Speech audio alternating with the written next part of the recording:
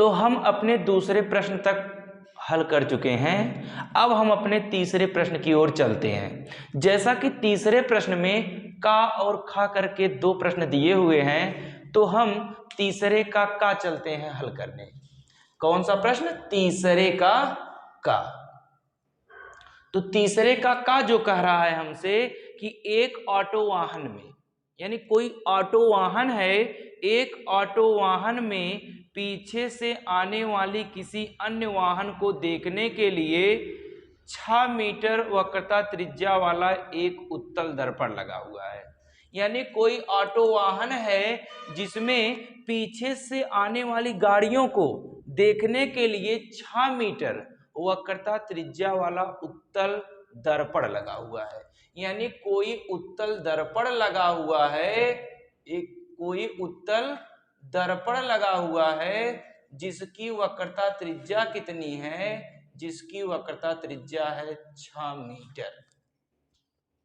फिर थोड़ा सवाल और पढ़ें तो सवाल में कह रहा है कि किसी समय एक वाहन दर्पण से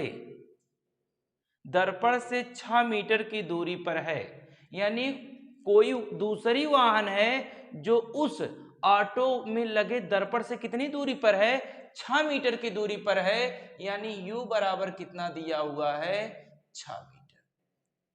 ठीक, तो आगे फिर क्वेश्चन हम कह रहे हैं, हमें जो ज्ञात करना है, तो कह रहा है कि दर्पण में बनने वाले प्रतिबिंब की स्थिति और आकार बताइए। यानी प्रतिबिंब की स्थिति बतानी है, वह मतलब उसकी स्थिति कितनी है, यानी कितनी दूरी पर प्रतिबिंब बनेगा, और हमें आकार बताना है, यानी आवर्धन भी ज्ञात करना है। ठीक, यदि हम एक बार पुनः सवाल को पढ़ें तो सवाल में कह रहा है कि कोई मिला जुला के कोई ऑटो है जिसमें एक उत्तल दर्पण लगा हुआ है। उत्तल दर्पण की वक्रता त्रिज्या जो है वह 6 मीटर है।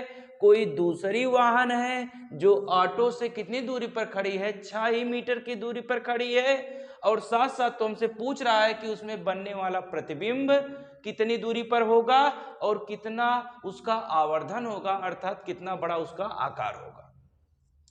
तो यदि हम चलें, हम जानते हैं एफ वी यू में संबंध क्या होता है? दर्पण के लिए 1/f बराबर 1/v प्लस 1/u। ठीक, ये हम जानते हैं।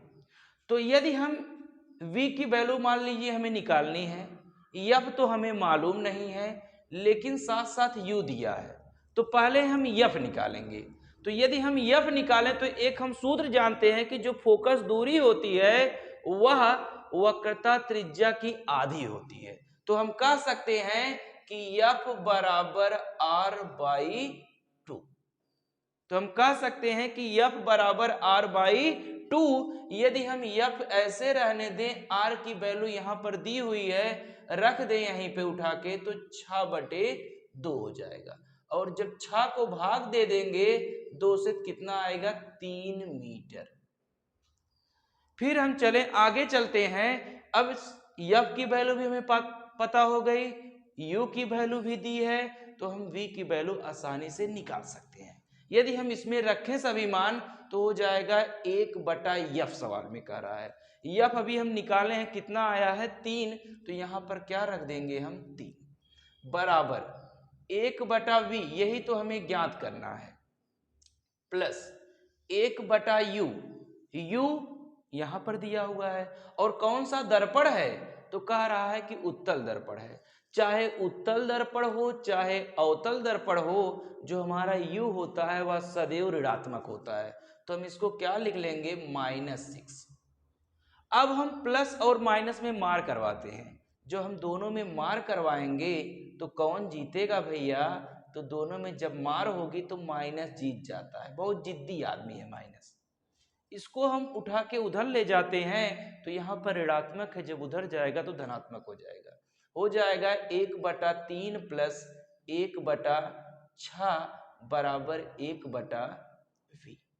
थोड़ा और हम इसे सॉल्व करें आगे चल के, तो यहाँ पर दोनों का यदि हम इस एलसीएम ले लें, यहीं पे एलसीएम ले लेते हैं इसका, तो 6 और 3 का एलसीएम लेंगे तो कितना आएगा?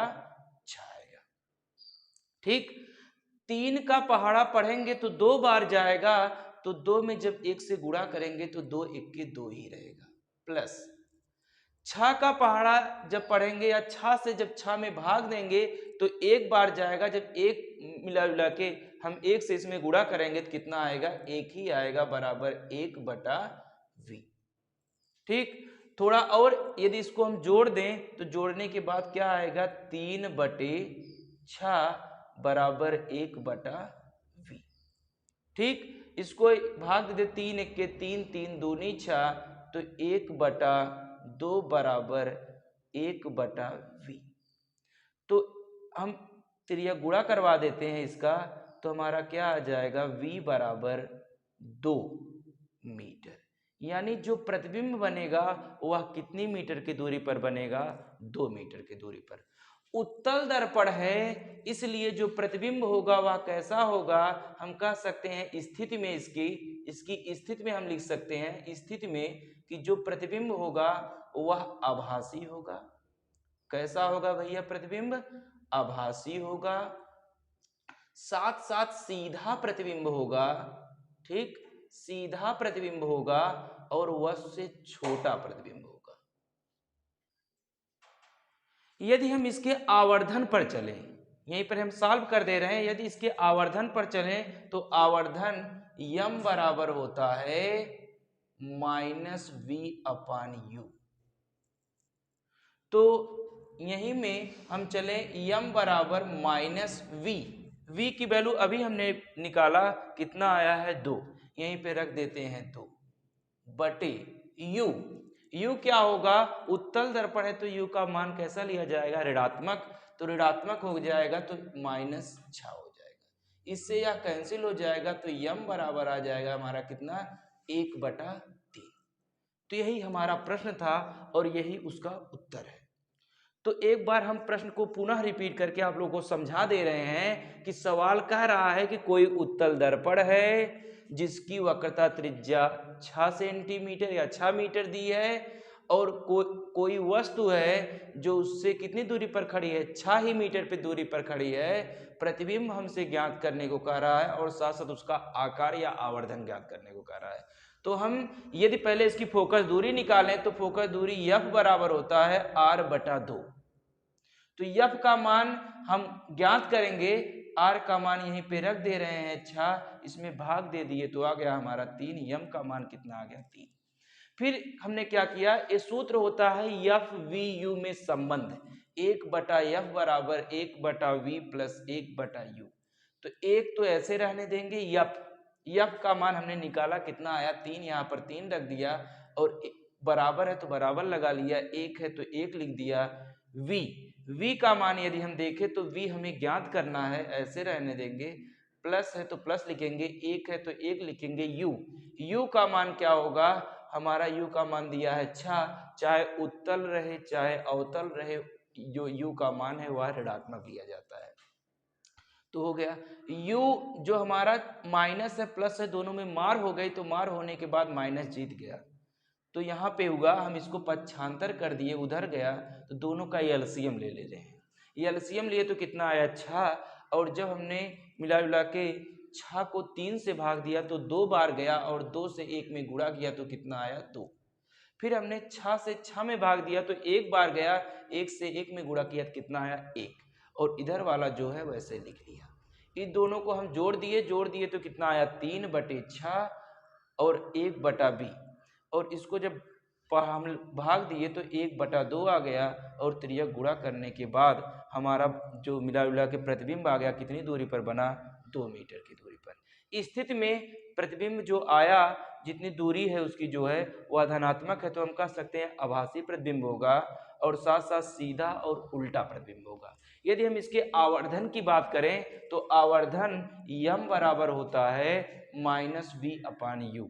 तो v अभी हमने निकाला, कितना आया 2, यहाँ से उठाकर यहाँ पर हमने 2 रख दिया, और u हमारा कितना है -6। क्यों -6 लिए, क्योंकि उत्तल दर्पण है तो माइनस माइनस कैंसिल हो गया, हमारा कितना आ गया 1/3।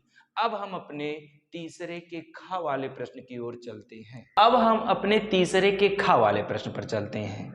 तो तीसरे का खा वाला प्रश्न जो है जो तीसरे का खा वाला प्रश्न है वह हमसे कह रहा है कि एक विद्युत उपकरण पर लिखा है, यानी कोई विद्युत उपकरण है उस पर लिखा है, क्या लिखा है कि 2.3 किलोवाट, 2.3 किलो वाट एक विद्युत उपकरण है उस पर लिखा हुआ है 2.3 किलोवाट। अब हम आप लोगों से यही पूछ रहे हैं कि वाट किसका मात्रक है, कमेंट में बताइए भैया वाट किसका मात्रक है। तो आप सोच लिए होंगे कि वाट किसका मात्रक है, शक्ति का, यानी हमें P की जो वैल्यू दी है, यानी P का जो मान दिया है P बराबर 2.3 किलोवाट दिया है। ठीक, आगे चलते हैं फिर इतना किलोवाट वा 230 वोल्ट, और वोल्ट दिया हुआ है, कितना वोल्ट दिया हुआ है, 230 वोल्ट। अब आप बताइए वोल्ट किसका मात्रक है, तो जो वोल्ट मात्रक होता है वह विभव या विभवांतर का मात्रक होता है।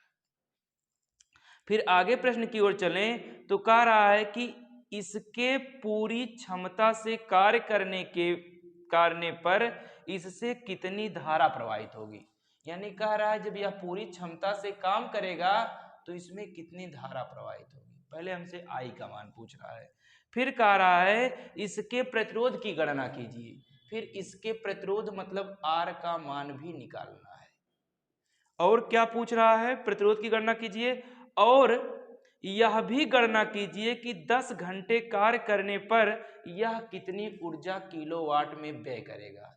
हमें व्यय ऊर्जा निकालनी है, व्यय ऊर्जा निकालनी है, व्यय ऊर्जा निकालनी है। ठीक, या हमें व्यय ऊर्जा भी ज्ञात करनी है, लेकिन जो समय दिया है, जो समय दिया है, जो टी का मान दिया है, टी जो हमारा टी है वह कितना दिया है, 10 घंटा, जो हमारा समय दिया हुआ है वह 10 घंटा दिया हुआ है। यदि हम चलें तो हम एक सूत्र जानते हैं मिला जुला के शक्ति का, P बराबर वी आई, ये हमारा सूत्र होता है P बराबर वी आई। पहले हम धारा निकाल रहे हैं, तो यदि हम इस P का मान यहाँ पर रखें, P का मान यहीं से यहाँ पर रखें, तो P का मान जो है 2.3, लेकिन यह किलोवाट में है। जब हम किलोवाट को वाट में बदलेंगे तो इसमें कितने से गुणा कर देंगे, 1000 से। हमने क्या किया, किलोवाट को जो 2.3 किलोवाट है उसे वाट में बदलने के लिए हमने क्या किया, 1000 से गुणा कर दिया, बराबर V का जो मान दिया हुआ कितना दिया हुआ है भैया, जो V का मान दिया हुआ है 230, तो यहां पर हमने कितना रख दिया, 230, और I तो हमें ज्ञात करना है, तो I हम ऐसे रहने देते हैं। ये भाई साहब इधर गुणा में है, इधर जाएंगे तो किस में हो जाएंगे, भाग में हो जाएंगे। तो यहाँ पर हमारा कितना हो जाएगा, 2.3 गुणे 1000 बटे 230 बराबर आई।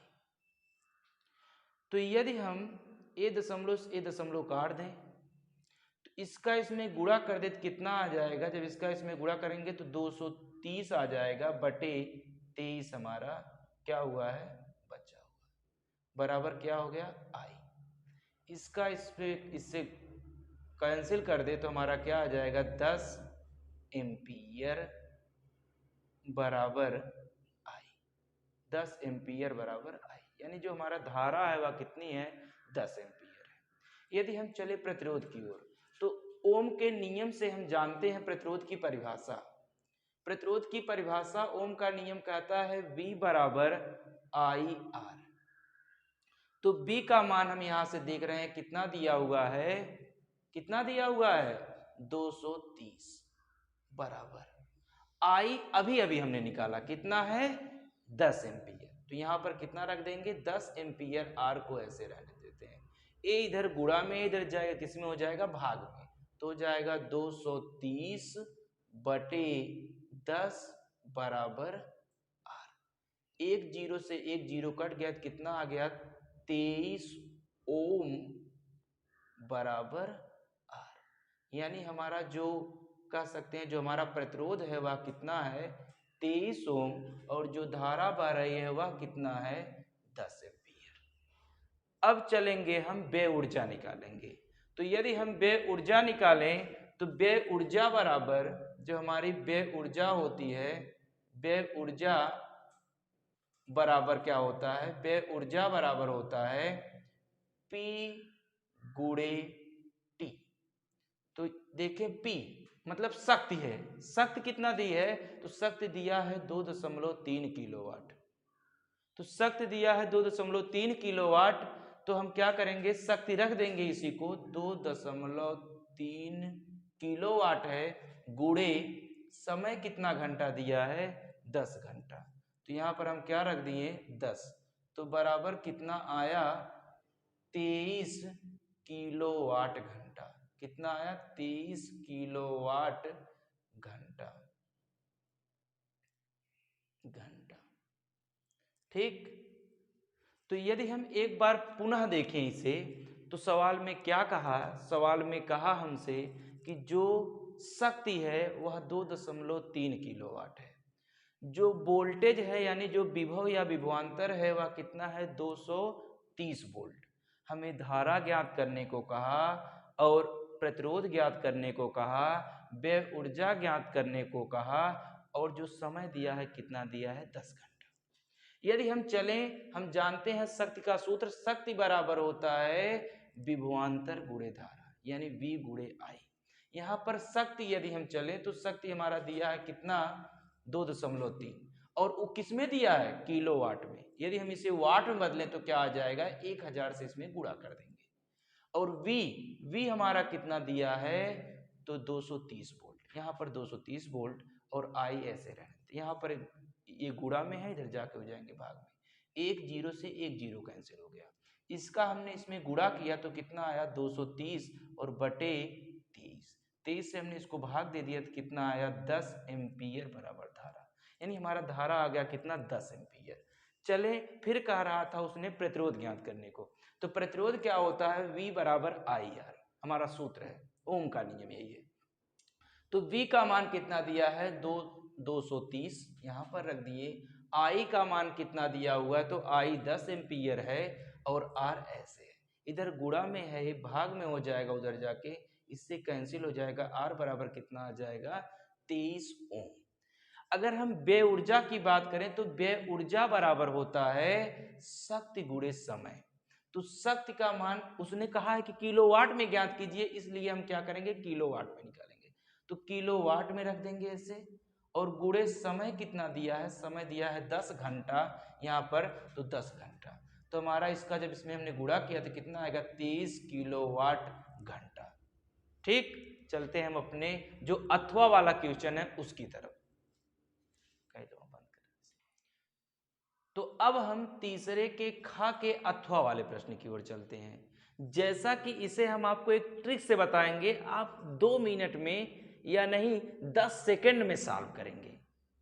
ठीक, तो हम चलते हैं, जो उसमें दिया है मिला जुला के पहला प्रतिरोध दिया है R1, जो दिया है उसने कितना दिया है 5 ओम।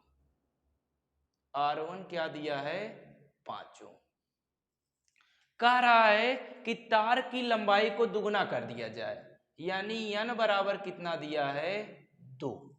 तार की लंबाई को दुगना कर दिया जाए तो वह पूछ रहा है तब प्रतिरोध क्या होगा, यानी R2 का मान पूछ रहा है हमसे।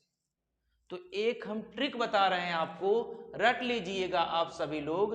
ट्रिक है एक छोटी सी, क्या है ट्रिक, R2 बराबर n स्क्वायर R1, इसी में रखेंगे, आंसर तुरंत भाग दीना बाहर आएगा। अभी देख लीजिए, R2 इक्वल क्या हो जाएगा n स्क्वायर, कितना गुना लंबाई को बढ़ाया गया है 2 गुना, तो इसमें n का मान कितना हो जाएगा 2 का स्क्वायर गुणे R1, R1 कितना दिया है 5, यहाँ पर हम कितना रख दें 5, तो R2 बराबर क्या हो जाएगा 4 गुणे 5, तो R2 बराबर कितना हो जाएगा 20 ओम।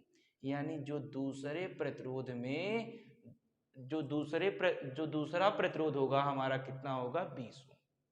ठीक, तो अब हम चलते हैं अपने चौथे वाले प्रश्न की ओर। देखा पहले एक छापे पर यार। तो अब हम चलते हैं अपने चौथे प्रश्न की ओर। जैसा कि चौथा प्रश्न हमसे कह रहा है कि संलग्न विद्युत परिपथ में प्रतिरोधक R1 बराबर R2 बराबर R3 बराबर 30 ओम, कामा R4 जो दिया है वह कितना दिया है 10 ओम, वह R5 और R6 जो दिया हुआ है वह कितना दिया हुआ है 40 ओम। प्रयुक्त बैटरी जो कितने वोल्ट की है 16 वोल्ट की है, उसमें जो आंतरिक प्रतिरोध है वह आंतरिक प्रतिरोध कितना है 0 है। प्रत्येक प्रतिरोधक R1 R2 R3 R4 R5 R6 में क्रमशः धाराएं I1 I2 I3 I4 I5 I6 हमें ज्ञात करना है। साथ साथ प्रत्येक प्रतिरोधक के सिरों के बीच जो विभवांतर है V1 V2 V3 V4 V5 V6 यह भी हमें ज्ञात करना है, और पूरे परिपथ में जो धारा प्रवाहित हो रही है वह भी हमें ज्ञात करना है। तो यदि हम चलें, यहाँ पर देख रहे हैं कि जो हमारा यह प्रतिरोध जुड़ा हुआ है यह किस क्रम में जुड़ा हुआ है। तो तीनों प्रतिरोध का पहला सिरा एक बिंदु पर जाकर मिल रहा है और दूसरा सिरा किसी दूसरे बिंदु पर जाकर मिल रहा है। तो इस प्रकार के क्रम को ही हम समांतर क्रम कहते हैं। यानी जो हमारा R1 R2 R3 है वह किस क्रम में जुड़ा है समांतर क्रम में। यानी हम कह सकते हैं R1 R2 तथा R3 किस क्रम में जुड़ा है समांतर क्रम में है, समांतर क्रम में है। अगर यह समांतर क्रम में है तो समांतर क्रम के लिए हम सूत्र जानते हैं क्या, 1/r डैश बराबर 1/r1 plus 1/r2 plus 1/r3। तो यहां से हमारा क्या हो जाएगा 1/r डैश बराबर 1/r1 का मान देखिए भैया, R1 का मान भी 30 है, R2 का मान भी 30 है, R3 का मान भी 30 ओम है। तो सबका मान रख दें तो यहाँ पर हमारा हो जाएगा 30 ओम R1 का मान प्लस 1/r2 का मान भी 30 है प्लस 1/r3 का मान भी कितना है 30 है। तो यहाँ से हमारा आ जाएगा 1/r डैश बराबर कितना हो जाएगा हमारा 30, हम ले लेते हैं एलसीएम। तो यहाँ पर हो जाएगा 1 + 1 + 1, आधार समान है ऊपर वाला उसे जुड़ जाएगा। तो यहाँ पर हो जाएगा R डैश 1/r डैश बराबर कितना आ जाएगा 3/30, 3 × 3 3 दहा में 30, तो 1/r डैश बराबर कितना आ जाएगा 1/10। इसको अगर हम क्रॉस मल्टीप्लिकेशन करा दें तो हमारा क्या आ जाएगा R डैश बराबर 10 ओम। हम कह सकते हैं कि इसको मिलाकर जो टोटल प्रतिरोध हमारा हुआ यानी कुल प्रतिरोध यानी R डैश हुआ वह कितना हो गया 10 ओम। और हमारा इसको देखें यदि हम इसी प्रकार R और हमारा R4 कितना दिया हुआ है, जो हमारा R4 दिया हुआ है वह कितना दिया हुआ है, वह दिया हुआ है 10 ओम, 10 ओम। यदि हम देखें R5 और R6 तो यह भी किस क्रम में जुड़ा हुआ है, यह भी समांतर क्रम में जुड़ा हुआ है। यानी यदि हम R5 तथा R6 प्रतिरोध देखें, R6 देखें तो यह किस क्रम में जुड़ा हुआ है, समांतर क्रम में जुड़ा। तो यदि यह समांतर क्रम में जुड़ा हुआ है तो हम इसका तुल्य प्रतिरोध निकालें। तो तुल्य प्रतिरोध निकालने के लिए R डबल डैश जो होगा हमारा क्या होगा 1/R5 प्लस 1/R6 और 1/R डबल डैश जो हमारा आएगा 1/R5। R5 की वैल्यू कितनी दी है, R5 और R6 दोनों की वैल्यू दी है 40। तो यहाँ पर हम क्या रख देते हैं 40 प्लस 1/40। ठीक भैया, समझ में आ रहा है ना।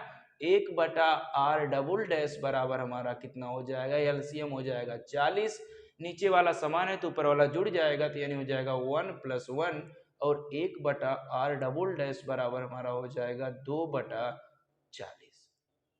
इसको भाग दे देते हैं तो 1/20 आ जाएगा और यहाँ पर R डबल डैश बराबर हमारा कितना आ गया 1/20 20। इसको जब हम पलट देते हैं तो R डबल डैश बराबर हमारा कितना आ जाएगा 20 ओम।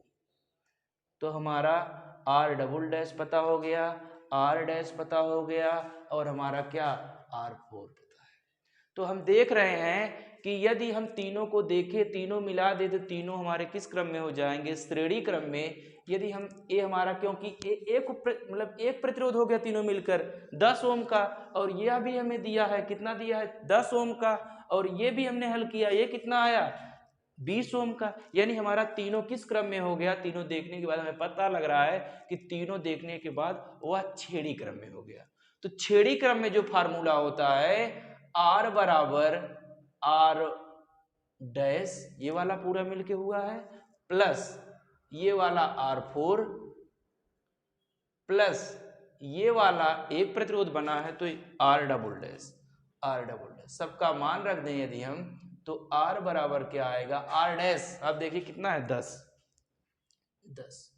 प्लस R4 भी कितना है 10, तो यहां पर हमारा हो गया 10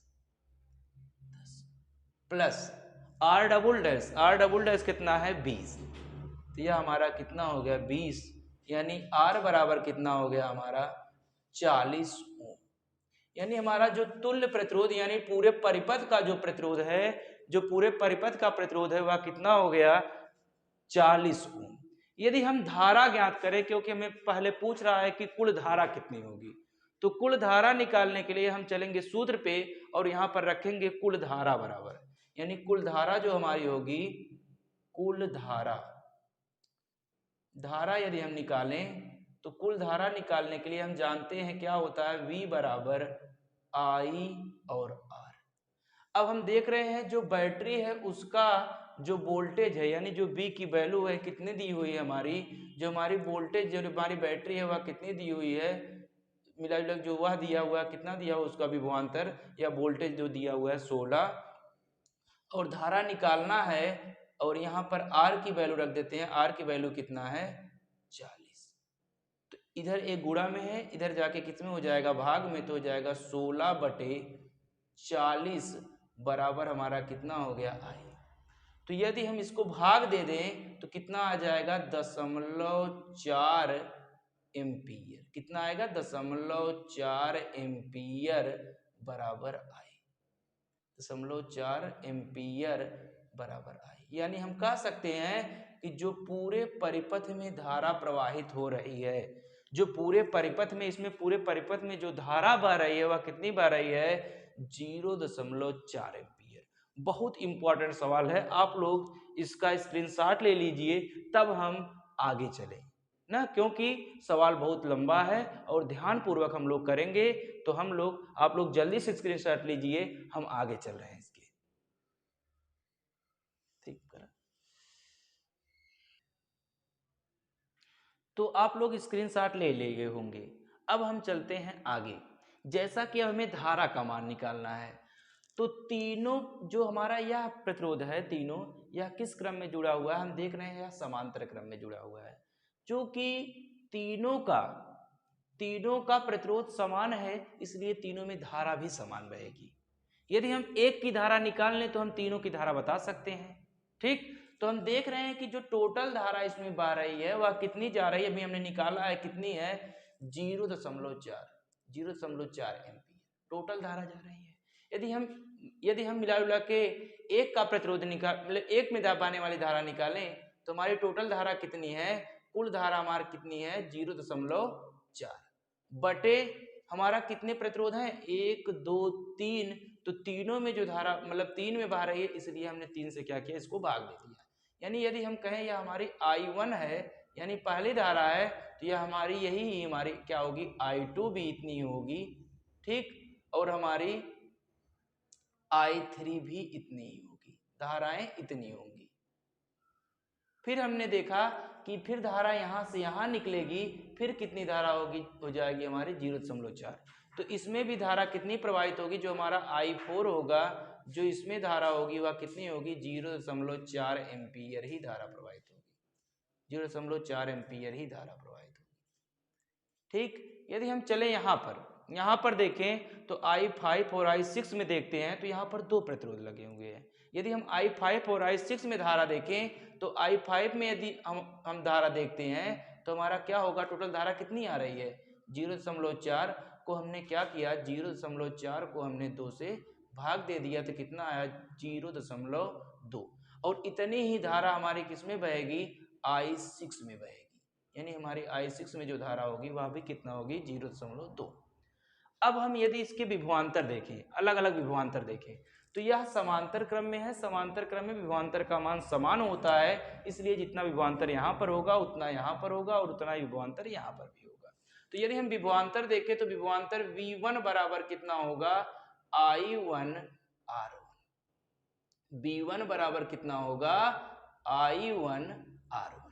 तो हमारा V1 जो होगा बराबर I1 कितना हमने निकाला है 0.4/3 और R1 जो है, जो पहला प्रतिरोध हमने निकाला था, पहला प्रतिरोध कितना था, पहला प्रतिरोध जो दिया है वह कितना दिया है 30, तो हमने इसको भाग दे दिया इससे तो कितना हो गया मिला मिला के 10 और हमारा V1 कितना आ गया V1 बराबर 10 चौक 40 मतलब 4 वोल्ट। यही हमारा क्या होगा, यही हमारा V2 भी होगा, V2 भी 10 उतना ही वोल्ट होगा 4 वोल्ट और जो V3 होगा वह भी कितना होगा 4 वोल्ट। क्यों होगा, क्योंकि यह तीनों किस क्रम में जुड़े हुए हैं समांतर क्रम में जुड़े हुए हैं। यदि हम यहाँ पर V4 निकालें तो V4 यदि हम निकालते हैं तो V4 निकालें तो V4 कितना आएगा, हो जाएगा I4 गुणे R4। तो V4 हमारा जो आएगा I4, धारा कितनी बार है इसमें I4 में जो धारा बह रही है 0.4 गुणे R4 प्रतिरोध जो दिया है शुरुआत में वह कितना दिया है 10, तो यहाँ पर हमने कितना रख दिया 10, तो हमारा कितना हो गया V4 बराबर भी कितना हो गया हमारा 4 वोल्ट। इसमें देख लेते हैं R5 और R6 का जो विभवांतर है, इसका विभवांतर देखें तो यह भी समांतर क्रम में जुड़े हुए हैं, इसलिए विभवांतर समान होगा, लेकिन विभवांतर कितना होगा, तो यदि हम निकालें तो विभवांतर V5 अगर निकालें तो क्या हो जाएगा I5 और R5, तो हमारा हो जाएगा V5 बराबर I5 कितना है I5 यदि हम देखें तो I5 हमें मिला है 0.2, यहाँ पर लिख देंगे 0.2 गुणे R5 कितना है, R5 दिया है 40, तो यहाँ पर हमने कितना रख दिया 40। हमने इसका गुणा जब किया तो कितना आया V5 बराबर आ गया 4 दूनी 8 मतलब 8 वोल्ट।